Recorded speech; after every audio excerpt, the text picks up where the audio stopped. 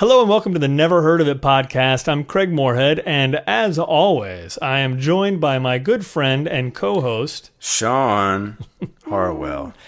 That's right. And this is, this is the movie. It's not the movie. It's the podcast where we talk about the movies that have fallen through the cracks.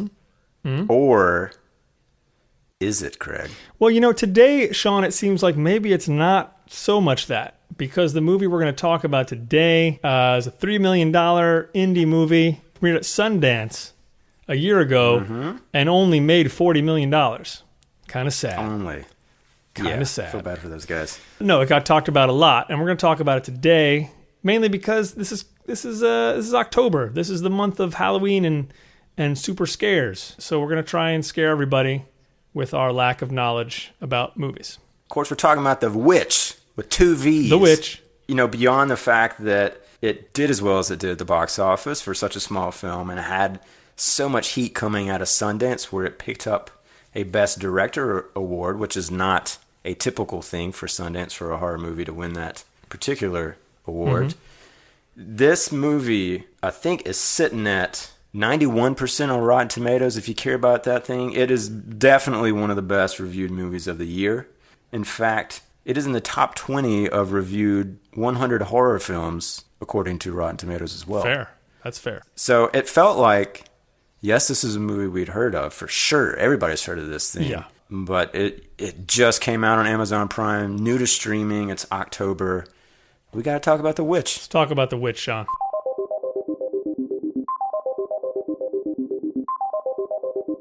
So, Craig, what did you think about this movie? You're the horror fan. Yeah. How did it work for you? Let's just say as a horror movie first and then as a movie in general, if you can separate the two. I could, but I won't. Oh, good. The minute it kind of started showing up in the news back when it came out in Sundance and had all that positive word of mouth, and I watched the trailer for it, and I mean, it just, all of it got me kind of excited, but I don't know, I think this is true for most horror fans. You always have that doubt in your mind.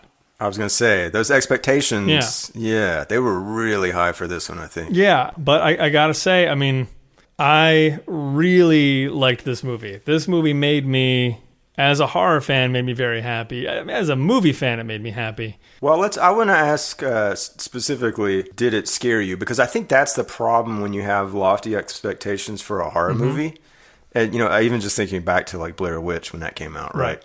If you go into a horror movie with this better scare the living crap out, like I better come close to passing out or this thing sucks. Like, I think it's easy to get that attitude like, okay, I'm going to cross my arms and impress me, bro. Right. Yeah. And that's hard for, Jesus Christ, like think of all the movies, like the scary movies you've seen at this point in your life and like all the different types of scares. Yeah. And I feel like maybe the strength of this movie is that it wasn't trying to scare the living crap out of you. But what do you think of that? Like, did it scare you? It didn't scare me. It definitely got under my skin. It certainly creeped me out enough. You brought up Blair Witch. If I look back to the way I reacted to Blair Witch, that was a movie that when I left, I still felt creeped out. Like, driving home, I felt creeped out. That ending was very effective on me. This didn't leave me creeped out. To be honest, this left me... We're not going to worry about spoilers. I felt happy at the end of this movie. Yes, me too. That's exactly what I was going to say. There's like a sense of joy. And I can't wait to talk about that part. Because I really did. I mean, a lot of it can be a very brutal ride. And it's not even that gory. No. But the choices that are made, without going into gore, the choices that are made are really disturbing, and they really add up over time. And that's just the thing. I mean, it built so well for me, and it paid off beautifully. I can't say it, like I did not spend any there was no moment of sleeplessness last night after finishing it. But honestly, it's not that kind of movie. Totally agree. I think the word I kind of kept coming back to was uncomfortable. Like I just felt uncomfortable in my seat watching this thing. It reminded me of, and again, I think my horoscope is a lot more limited than yours. Something like The Shining. The music in places reminded me of that, and also just that feeling of discomfort. And obviously there's some very good scares in The Shining, but I do think like what you're talking about, where this is totally different, is that sense of resolution and relief is so great at the end of this thing. Like, because you realize that part of that oppressive feeling that you have as an audience member is just for this girl being oppressed by the family themselves and their theology in a lot of ways. Yes. And just this lofty standard, and the father talks about pride being his sin, and like just that pride that you kind of have to hold yourself to, and then being confronted by real darkness. And I think, another thing I loved about this movie was that the witch is real. Like, it's not, it's not a fake thing. There's no question about, does this really exist? This is not supernatural, right.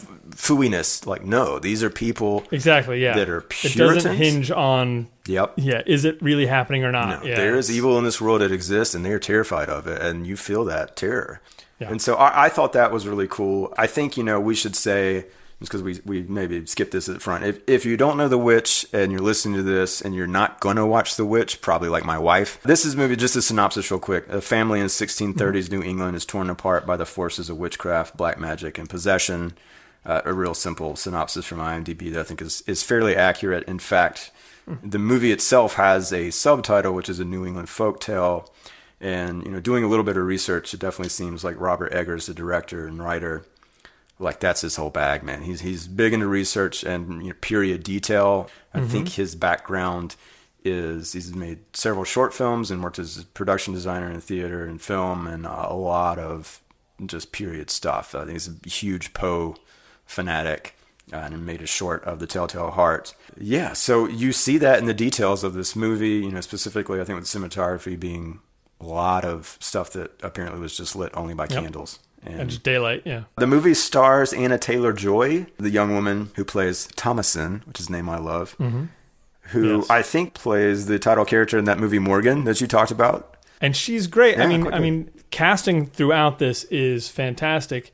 But that's the thing, and kind of what I think probably makes her so great for Morgan is Anya is a really good actress, but she's also got something otherworldly about her. Like, there is something that's kind of like, I don't know. Like, she could be an artificial intelligence, robot. Like, I don't know. You're saying she's an alien. She's an alien from, yes. Well, this is obviously a super small movie in the sense of cast. It's really about one family. You've also got Ralph Ineson, who played the father, William. He looks like has, a ton of voice work, not, unsurprisingly. Man, that guy's voice is awesome. It's great. It's so low and interesting. I think he's Welsh, and that shines through. I think he was in the second season of Game of Thrones. He's in the last two Harry Potter movies. He's in The Kingsman. I don't know that they're really major roles. I don't remember him in Harry Potter or Game of Thrones. I don't either. We literally just watched those. Yeah, but Kate Dickie, his wife in the movie, played Catherine. She I definitely remembered from Game of Thrones. She plays, I think it's, what the hell, I wrote it down, Lady Arryn. Anyway, she was the woman that was breastfeeding the 10-year-old boy and has the tower office that they just throw people off the tower, if you recall that. Oh, yeah. She's great. I mean, and talk about a really specific look. Like, she conveys hardship and terror very, very well. Oh, yeah. Was also in Prometheus, I think. And then lastly, the only other person I really wanted to mention was, aside from the two little twin kids that drove me crazy, which, well, they're supposed to. Harvey Scrimshaw, which is also just an awesome name, plays young Caleb, the oldest son in this movie. And boy, I thought he was really good. And he had to do a lot. He sure did. Like, it wasn't just act like a normal kid day for old Harvey Scrimshaw. Yeah. I think we talked briefly before this about that possession scene. I mean, what ultimately is his death scene. What about that kind of sticks out for you? At some point, he basically coughs up a poison apple. And it's like, it's such a good symbol of that witch world in general. Yeah. Like, the whole thing was disturbing enough, I think, mainly because I didn't really know where it was going. I really had no idea what might happen. There's no CG involved that I remember anyway. Not obvious CG in any of that. Right. Like, just whereas, like, in a lot of possession movies, you would have, like, bones popping out of joint and a lot of jump cuts to convey that, it doesn't, like he's possessed or something. Well, I was going to say, I think for me, the thing that really worked was just by how long they let that scene go out, because I think what you're talking about actually is like, that was really the first moment in the movie where I'm like, oh boy, okay, is this kid just going to be creepy kid from now on? Like, I do feel like I've seen that before, Yeah. And it's impossible not to think of The Exorcist. I think even in that specific situation, like the way they're sort of surrounding the kid and knowing that we're dealing with like demonic possession and religion so heavily. This is such a puritanical family. But yeah, he spits out the apple, and then it just kind of keeps going on. Like, it keeps going, and the twins start convulsing and pointing the finger at Thomason, and you get... It's almost like that Mexican standoff kind of vibe, because suddenly, like, the father... the mom is yelling at the daughter, and the father is trying to protect her, but then he becomes suspicious of her, and you've got all this going on, and then that kid, Caleb, like, he just sits up and, like, delivers this little monologue, and it's creepy as hell. The voice is weird. It's just, like, weird, like... weirdly pitched slightly higher than his normal voice, I think. But again, it wasn't like it wasn't overdone. It didn't feel to me like they dubbed another actor in there, sort of like they did with Linda Blair, in The Exorcist. And so I don't know, like that, it just got to me. And then he just dies, like he's just dead, like he's gone. Right. And the thing is, by that point, the infant son of this family has disappeared, and I mean literally disappeared from in front of Thomason when she was playing peekaboo with it. Yeah, and that's a great scene, great inciting incident. Like that's that's all you need to know. Absolutely. Yeah, and like again, and no big effects. Nope.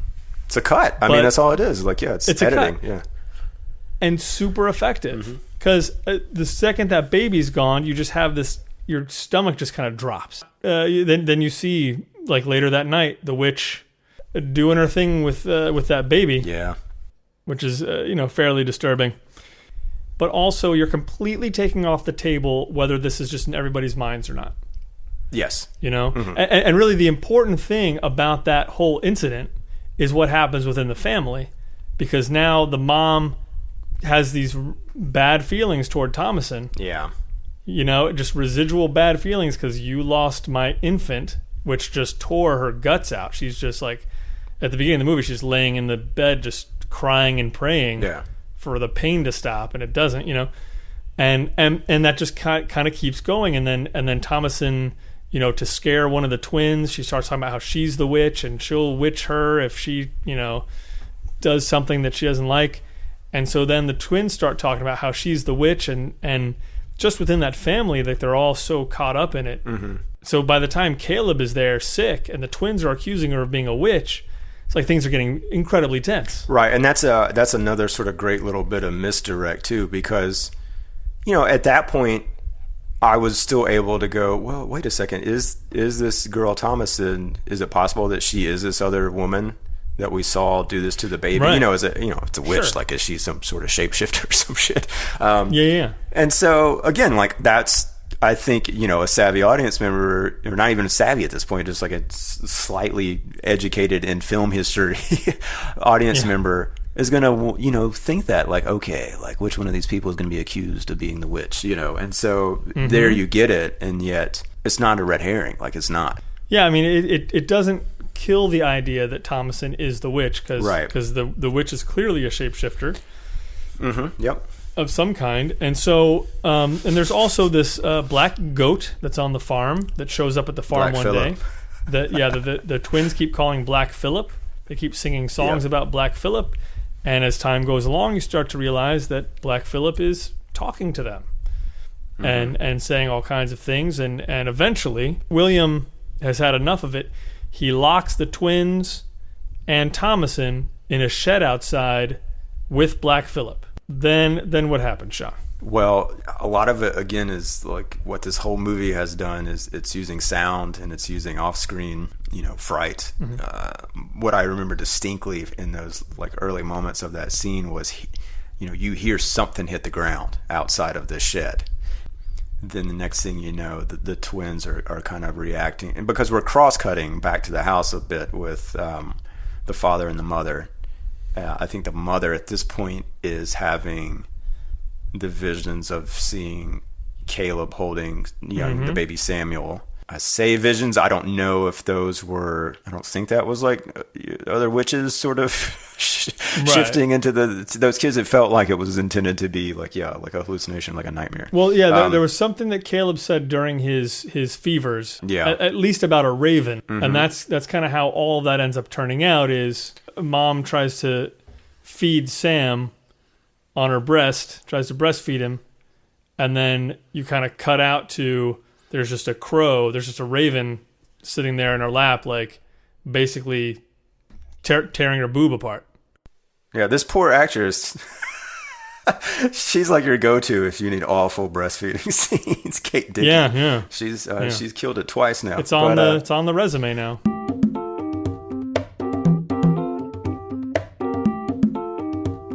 Yeah, and then the next thing you know, you're back out in the shed. The twins see the back of this old woman, this disfigured woman that we've seen before. Think she's feeding off of one of the goats, not Black Phillip, just one of the white goats. White Phillip. You get this sort of turned kind of scare. I loved what did you think of that? Like it's as if she's laughing, and it was like a classic like cartoon witch laughing away. Mm-hmm. But then quickly cuts back to that shot of the mother having her boob pecked at by the raven, and she's the one laughing. Oh, yeah. And I thought that was great. Absolutely. I mean, that the raven image is not one that I will forget anytime soon. No, that was definitely jarring and just a nice payoff in general. I would love to go just watch that whole sequence again. In my head, I felt like even just that shot of her sitting in the chair with the raven just looked beautiful. Like it had that sort of like gothic macabre painting quality to it. Yeah. Really nice cinematography there. But yeah, let's talk about the ending then, because this is what we're leading to. It's sort of the children are being kind of pecked off one by one. The father gets his end from the horns of Black Phillip, and then the mother comes out to find Thomason and sees that the father is dead, and the kids are gone. The twins are dead, and the shed has basically been, ripped to shreds by a clearly unnatural force. And so, I think in her grief and her desire to blame this all on Thomason in the first place, she attacks, and Thomason gets the best of her. Thomason does get the best of her. Begs her to stop, and it's just an awful. It is such a loaded and fraught. I mean, to even think of the last time I watched a horror movie where, toward the end, where there's a fight between two people that had that much weight behind it. To me, it's like, I mean, this girl has pretty much lost her entire family, and her mom believes that she's the one who murdered all of them. Again, I mean, just super uncomfortable. Like, that was the hardest scene in the movie to watch, I think. Yeah. Yet, like, so simply staged and conceived and shot. I mean, it's the simplest thing. Absolutely. Absolutely. She hits her with a knife. That's it. Yeah. And building up to that also, everything's very simple. Nothing is overplayed. Nothing is really melodramatic about it necessarily. Mm-hmm. So you just understand where everyone's at. Like, you understand how that mom probably feels. Yeah, for sure. And that it would not work without that. I don't think. And I mean, and that's really the horror of it is. Mm-hmm. Yeah, it's just this family kind of dying slowly. Yeah. Oh man. I mean, that scene where she's talking about like she wishes they hadn't left England. Yeah. And it's just, you feel that so intensely. Yeah. It's like, this poor, like, because like if she doesn't say that immediately, there's a couple of things she says before she gets to that, but exactly that's what she's going to. Yeah. And it hurts so bad when she says, I felt so bad for her, and yet at the same time still sympathetic to Thomason, who's sort of been the scapegoat and taken the brunt of this all along. The father has kind of let her be the victim of her mother's aggression and accusations unfairly, even though he too, I kind of felt sympathetic for her, and kind of understanding again why he did it. But anyway, the movie, after the death of the mother, here's where you get your sort of big curve right into the heart of the occult. Yeah. And I think, the thing that kind of takes this movie into a completely different kind of level.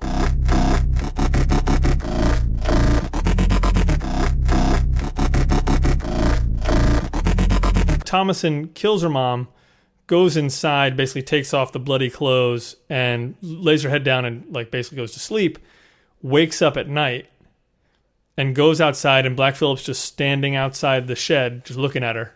She's got her little candle. Yeah, that goat, man. Yeah. And then the goat just turns around and goes inside the shed, and Thomason follows the goat, goes in the shed. And then you just have her face there by candlelight, and she's saying, if you can talk to me, if you were really talking to the twins, if you can talk to me, Black Phillip, talk to me, Black Phillip. And finally he starts whispering and saying, do you see a book in front of you?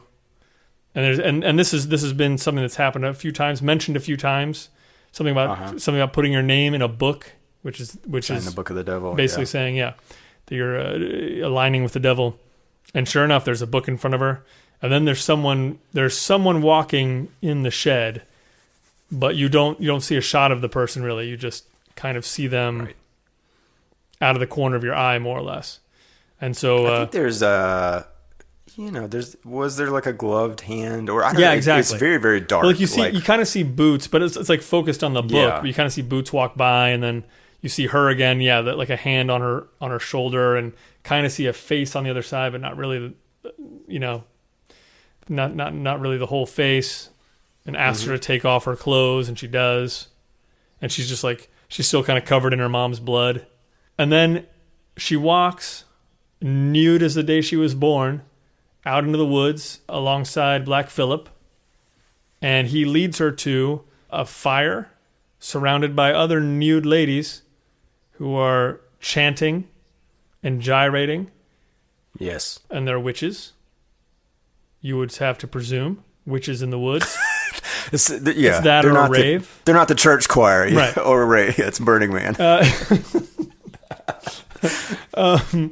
Okay, and so this is happening, and she goes up and stands, and she's watching these women, and the women start to float up in the air, and then you get this, medium close on Thomason, and she starts to float up in the air, and as she starts to float up into the air, this smile starts to come on her face.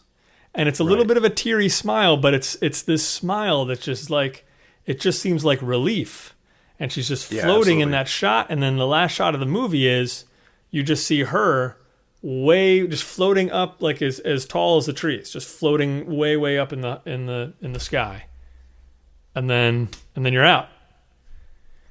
Don't you feel like, just first question. Yeah. Don't you feel like there was a period in the maybe mid to late 90s and early 2000s where this movie would have ended with her kind of floating up in the air, and then she would look at the camera real quick and smile, and it would cut immediately. Like she would have that wicked grin, and it's so much better this way. Yes. I mean, it's 1,000 times better than that kind of cheap thing. Yeah. But relief, I mean, that's the exact word you got to use for this. It's crazy that I think that they're able to achieve that feeling, in the audience. Like, it's such a weird thing. Well, it is. To be happy and joyful for this girl to go into this thing. Yes. Because this thing is not going to be good. Like, we've seen all the bad stuff that comes around with it. I mean, right? I mean, like, it's not going to be pretty. You wouldn't assume that murdering babies and crushing whatever the witch was crushing and wiping it all over her body is fun. Yeah, but I'm going to make that assumption and call it a safe one. Well, but here's the thing. So, but neither was her life in its current form. Well, exactly. Present form. And this is what it brings me to, is throughout the movie, they're praying to God, and they're very serious about their religion. And it's not, at least to me, it's not ever presented as an oppressive religion. It's not like somebody drops their fork on the ground, and so then the dad has to whip him 13 times because that's what it says in the Bible. Like, it's not that kind of thing. No, it's like the dad's very gentle, actually. Yeah, and honestly, that's one of the best things about it, is the family really is very loving toward each other. Mm-hmm. I mean, they kind of go in and out of it, but it's never like the mom's a harpy who doesn't understand, and it's like they actually are a really loving family, and they're just it's the 1600s. They're just trying to get through this life and figure out a good way to go about it.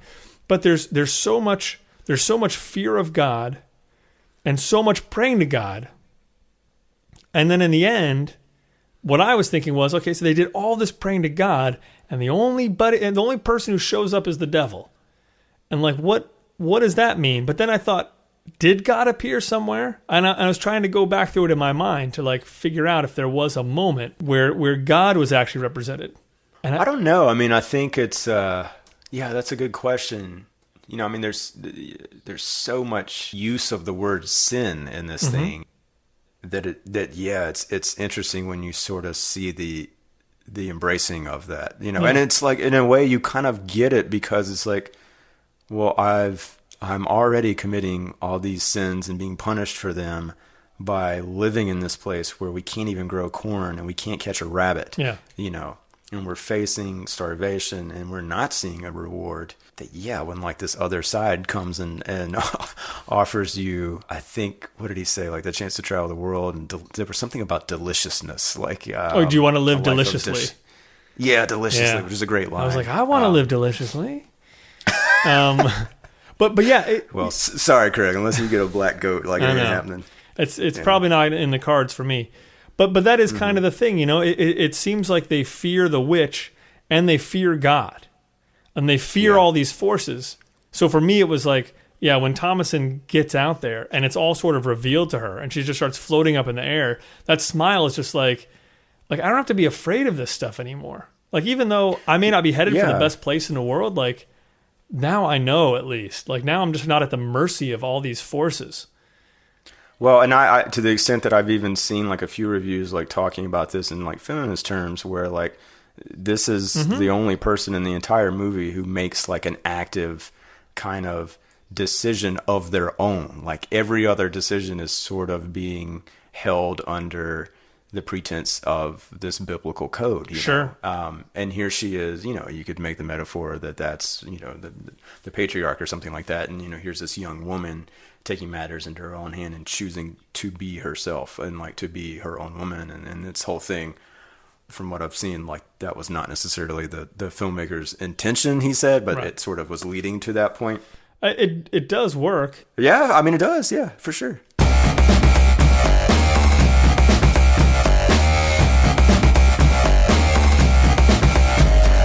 Here's one little interesting thing I wanted to bring up. This was on the Wikipedia page, right? It said, a spokesperson for the non-theist satanic temple named Jex Blackmore claimed that A24, which is one of the distributors of the film, quote, approached the temple to say it believed the film would be of interest to members, though it didn't specifically ask for an endorsement, end quote. However, the Satanic Temple endorsed the film, even going as far as starting a tour for the film, which began on February 10th. The Satanist group believes the film will signal the call to arms for a satanic uprising against the tyrannical vestiges of bigoted superstitions and will harken a new era of liberation and unfettered inquiry, and started a website where people can officially register themselves into the Book of Satan. Wow. I didn't look for that website. There's something about that that just seems ridiculous to me. Yeah. It still does seem a little silly, but you got to do what you want to do. Well, and this actually, I was looking up because I don't remember much from my church going days about the sort of Satan goat connection, even though it's obviously like a well sort of recognized symbol of the devil. And so I did a little bit of digging on that, and then found again a response on Quora. I mean, there was multiple responses. One just talking about goats being mentioned in the Bible, contrasting to sheep frequently. It felt like the sheep and the lambs were the ones that were treated well by God, and the goats were sort of representative of the sinners. But there was a response from someone who claims to be a devout Satanist and very familiar with LaVey's literature, who wrote, the association of the goat with the devil or Satan is taken from the Christian Bible, where the holiest day of the year, the Day of Atonement, was celebrated by casting lots for two goats, one to be offered to the Lord and the other to Azazel. The goat carrying the sins of the people was driven out to the desert, hence became known as a scapegoat. Since Satanism advocates in indulging in the sins of Christianity, it only makes sense to hold the goat as a symbol of power.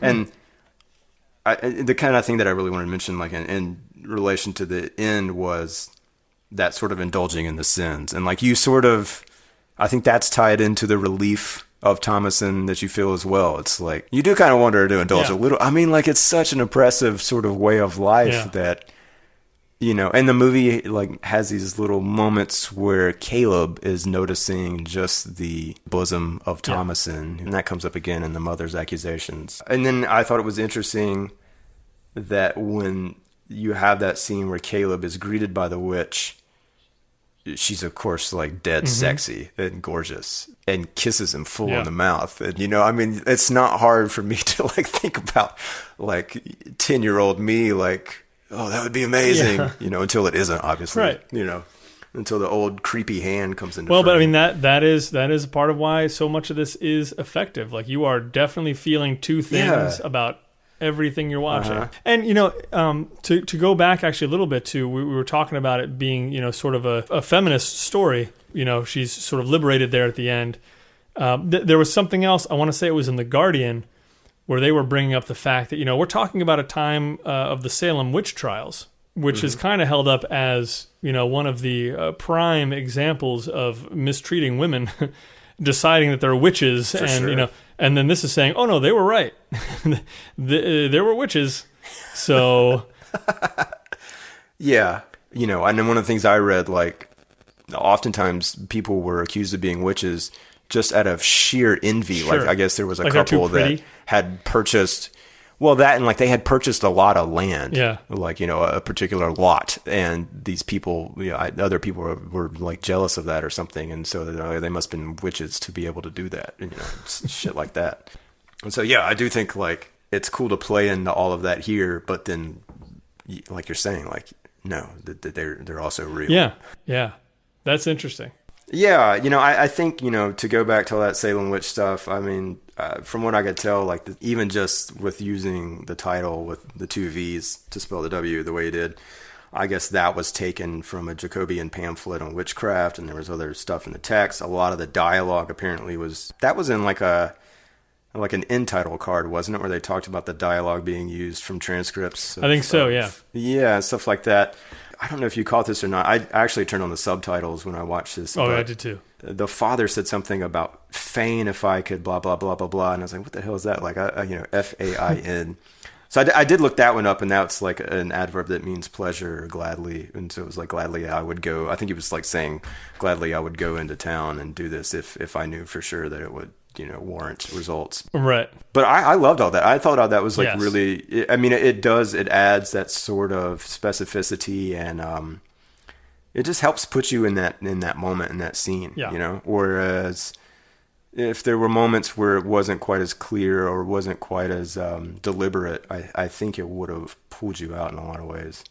I think so too. I mean, it was never overdone, and it was never so thick that you were completely lost. Although I was reading it, so maybe I would have been lost. The accents are definitely pretty thick. But yeah, I mean, all it really does is just add to the you know, realism of the movie. It's another one of those bits that adds up to a lot. Well, and even beyond that, I noticed kind of early on, I was like, this is like the aspect ratio looks different. You know, it's a little more square. And yeah, I looked it up, and yeah, they used a 1.66 to 1, which I think is sort of like native to Super 16, even though they shot this on digital.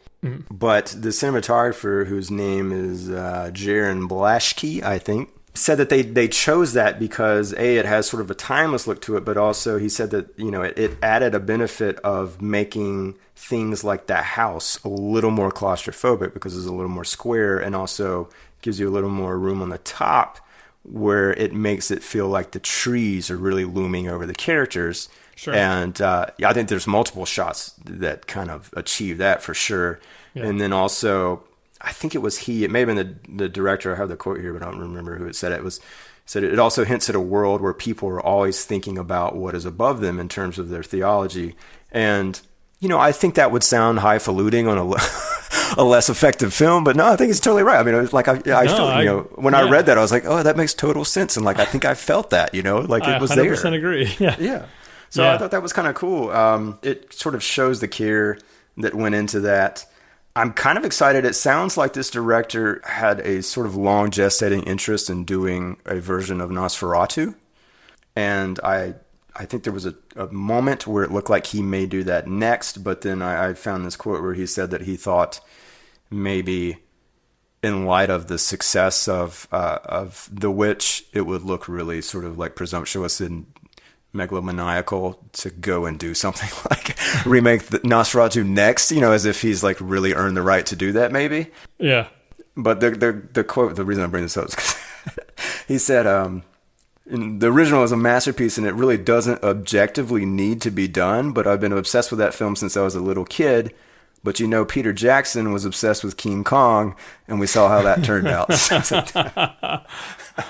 Yeah. So maybe it's a little presumptuous to be saying something like that about Peter Jackson at this point in his career, but nonetheless, I thought it was funny. And you know what? Yeah, I didn't love King Kong either. Yeah.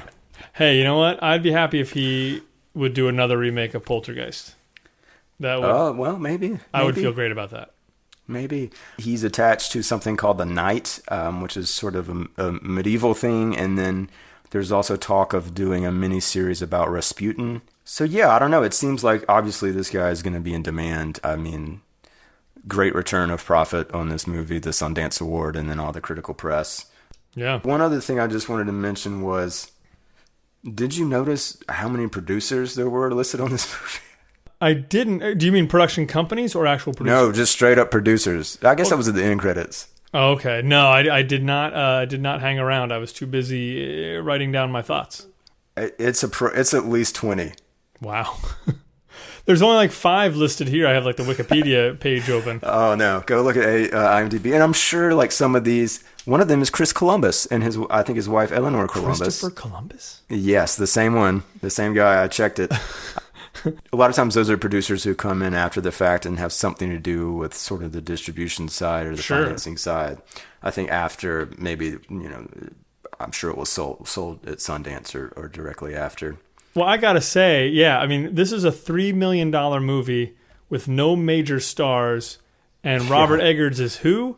So it's like, to get $3 million together, you do need like 35 companies. I mean, the opening of the movie is literally 30 seconds of logos. Yeah, it's a lot. So, yeah, thank God it worked out. Yeah, I think it's worth praising one of those logos, though. It's like A24, which I've seen pop up a lot. And so I went and looked today just to see, and like, this company has only been around since 2012, and their first credits didn't pop up until 2013. So, I mean, we're not even talking about barely 3 years. Yeah.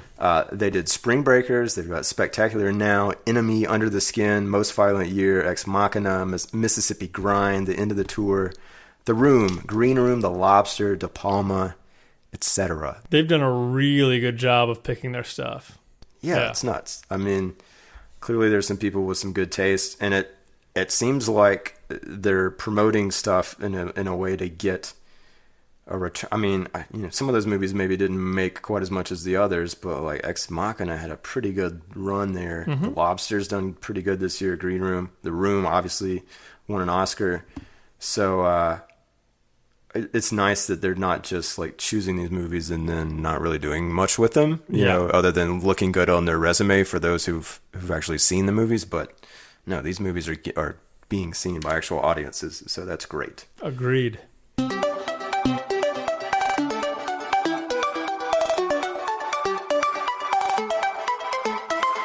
So yeah, I think this is one that everybody, if you haven't seen it yet, and maybe you got turned off by the hype, turn it back on because it's worth it. Yeah, turn it back on. Just watch out for black goats. That's all I gotta say. Oh yeah, and don't chase bunnies or ravens. Or ravens, for that matter. Or obviously witches. You don't want to chase them. Yeah, I mean, but I figured that was assumed. Well, I don't know. We shouldn't assume, because clearly, what's her face? Thomason looked like she enjoyed it. Maybe I'd be a good witch. How so? I don't know. Just, other things haven't worked out. I'm just saying, like, let's just try it out. Yeah. Of all the many hats you've worn in your life, you haven't worn a witch one yet, have you? I've never worn the pointy black hat. Well, I look forward to that. I'll let you know how it goes. Good. Once again, go check us out online. You know where to find us. And keep the suggestions coming. We got a couple good ones lately. And we're going to get to some of those real soon. I think we're going to have some other guests coming on board. And that'll be fun. Should be fun. I don't know. Maybe we'll just watch The Witch over and over. Yeah, maybe from now on, it'll just be about the witch. Never Witch Stub It. That's our new podcast. I like it. Bye, y'all. Bye. Boom, boom, boom, boom, boom, boom, boom, boom.